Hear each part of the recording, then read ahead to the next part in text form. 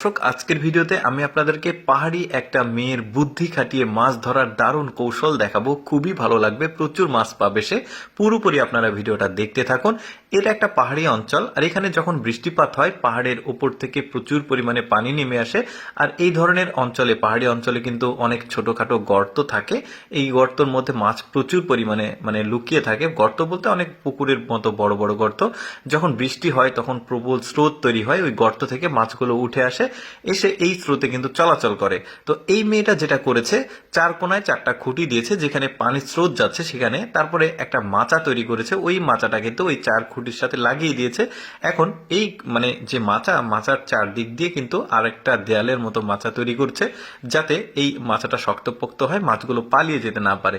এই যে দেখতে পাচ্ছেন দড়ি দিয়ে বেঁধেছে, এই চারপাশে কিন্তু বাঁধছে, কিন্তু যে দিক দিয়ে স্রোত আসছে সেটা কিন্তু বাঁধেনি, ওই দিক দিয়ে কিন্তু পানি আসছে। এখন মোটামুটি কাজ কমপ্লিট। এখন যেটা করবে, পানি যাতে বাধাপ্রাপ্ত না হয় আর স্রোতের যে গতি সেটা যেন বেশি থাকে, এই জন্য মাঝখান থেকে ওই যে পাথরগুলো সে সরিয়ে নিবে। মাঝে মাঝে মাঝে যে পাথরগুলো থাকছে, পানির স্রোতটা যেন কোনো বাধা না পেয়েই খুব ভালোভাবে আসে। এই যে দেখতে পাচ্ছেন এখন পানির স্রোতটা কিন্তু বাড়ছে ধীরে ধীরে।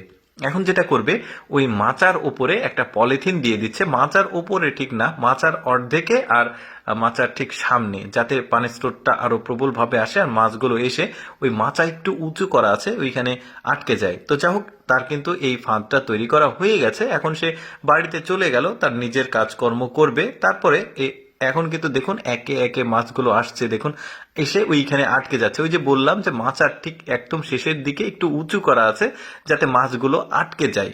বাঁশের ফালিতে কিন্তু অনেক আটকে যায় মাছগুলো। এই যে দেখতে পাচ্ছেন প্রচুর পরিমাণে মাছ আসছে। কিন্তু মেয়েটা কিন্তু এখন বাসায় তার নিজের কাজকর্ম করছে, আর এই দিকে কিন্তু তার পাতা যে ফাঁদ রয়েছে, ফাঁদে কিন্তু প্রচুর পরিমাণে মাছ জমা হচ্ছে। তারপরে মেয়েটা কিন্তু এসে আবার এই মাছগুলো তুলবে। তো দেখি আমরা যে কতগুলো মাছ পাচ্ছে। কার্ফু জাতের মাছ, এগুলো দেখতেও ভালো লাগছে। আমরা অনেকে কিন্তু আঞ্চলিক ভাষায় জাপানি মাছ বলি এটাকে। তো এই যে দেখুন কত চমৎকার ভাবে মাছ এসে, কিন্তু সে আর যেতে পারছে না। ফাঁদটা চিন্তা করুন কিভাবে তৈরি করেছে সে। ওই পলিথিনে পিছলা খেয়ে ওই পাশে চলে যাচ্ছে, গিয়ে ওইখানে আটকে যাচ্ছে।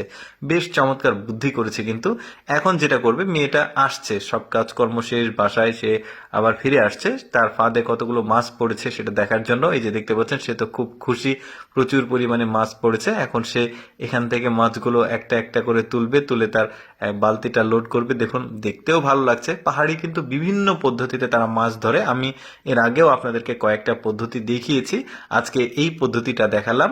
তারা কিন্তু এইভাবে বিভিন্নভাবে এই পানির স্রোতে কিন্তু মাছ ধরে, দেখতেও ভালো লাগে। তো দর্শক, কেমন লাগলো ভিডিওটা কমেন্ট করে জানাবেন।